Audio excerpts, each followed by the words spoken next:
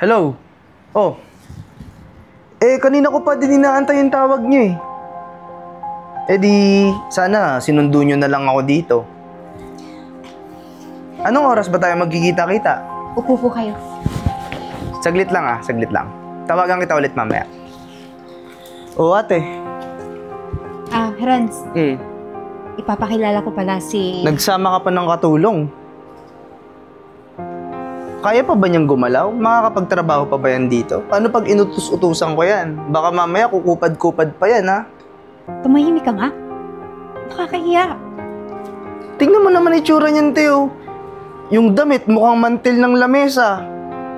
Tsaka, tanda-tanda na yan. Paano ko utos-utusan yan maglinis ng CR? Baka mamaya madulas pa yan. Sasagutin ko pa yung pang-pa-ospital niyan.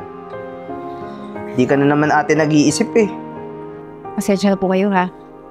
Sa susunod, sabihan mo kung magdadala ka ng bagong katulong kasi gusto ko nung medyo bata para medyo maliksi pa gumalaw.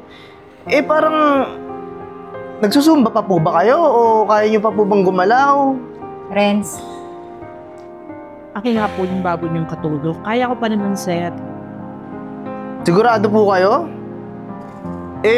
Matanda na ho kasi kayo eh. Dapat po nagpapahinga na lang po kayo sa bahay. Yung bahay po namin medyo malaki at ang dami kong kailangang asikasuhin lagi dito na kailangan iutos ko po sa inyo. Baka mamaya magkasakit pa kayo. Ako na naman yung masisisi at sasagutin ko pa ang pagpa-hospital nyo. Huwag ka mag-alala, sir. Kaya ko pa po ang iuutos niyo, sir.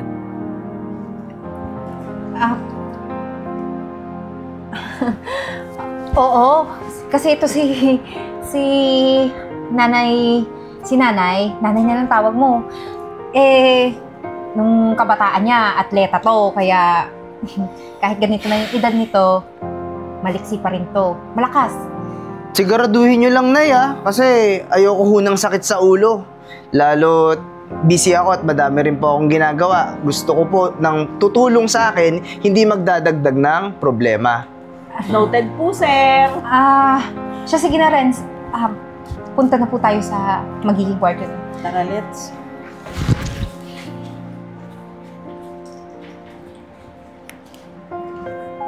Hello?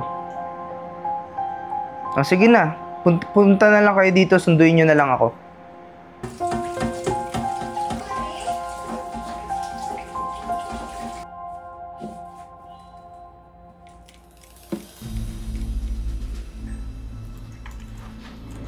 Apo, parang ang dami mong ginagawa Busy ka? Ito tubig dinalang kita ng tubig. Ay! Laptop ko! Ay, sorry. Dinalan kita ng tubig. Alam mo ikaw matanda ka? Papansin ko ng mga nakarang araw, lampa-lampa ka talaga no? Tatanga-tanga ka. Pasensya ka na. Pupunasan ko. Tinanggap kita kasi akala ko, kaya mo gampanan yung trabaho mo ng maayos. Ha? Yung bobo kasi pwede mong turuan eh. Pero tanga? Ikaw? Tanga ka? Ewan ko, bakit ka tinanggap ng ate ko? Sisirain mo pa tong laptop ko? Di ko kailangan ng tubig. Umalis ka dito sa harap ko. Umalis ka. Nakakairita yung mukha mo. Bobo ka talaga. Bobong tangang matanda. Sirain pa yung laptop ko. Buti na lang. Basta pumunta ka na dito, ngayon na. Oo, ngayon na. Basta pumunta ka na ngayon dito, para may sabihin ako sa'yo. Sige na. Sige na. Tanda, sino yung kausap mo? May kausap na ako, sir. Oras ng trabaho, di ba? Puro ka cellphone Hindi may sinabi lang ako importante. Alam mo, namumuro ka na eh. Una yung laptop kung gusto mong sirain, tapos ngayon, paupo-upo ka lang, may kausap kang, halika nga dito.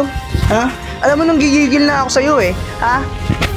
Pag oras ng trabaho, magtrabaho ka dito. Pikon na ako sa'yo, matanda ka eh. Di ko alam sa ate ko bakit tinanggap ka niya. Ha? Hoy! Renz, ano ba? Anong ginagawa mo dyan? Hindi nagtatrabaho tong matandang to eh. Pambihira ka naman, Hindi mo ba talaga siya kilala? Paano ko makikilala? Katulong natin yan. Dinala mong katulong dito na walang pakinabang. Renz, lola natin siya. Hindi ko siya napakilala sa'yo. Kasi nung ipapakilala ko sana, inunahan mo nakatulong. Eh si Lola, sinakyan yung trip mo. At yun na rin ang kagustuhan ko.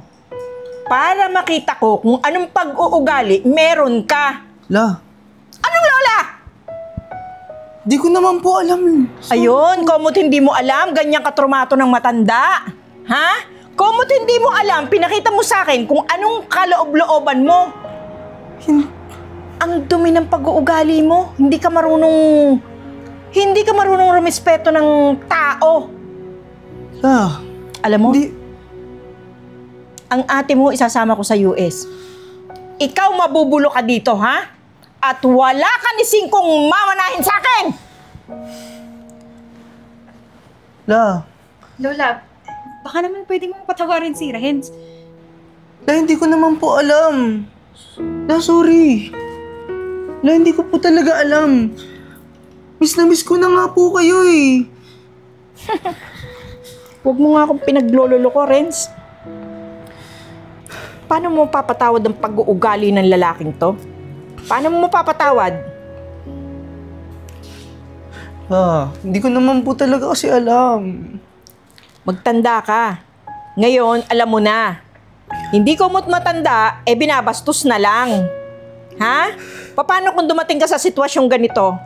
Ang tagal ko kayong gustong makausap ng mga apo ko, tapos anong sinalubong mo sa akin? Ha? Eden, mag-impake ka na. Aalis na tayo ngayon.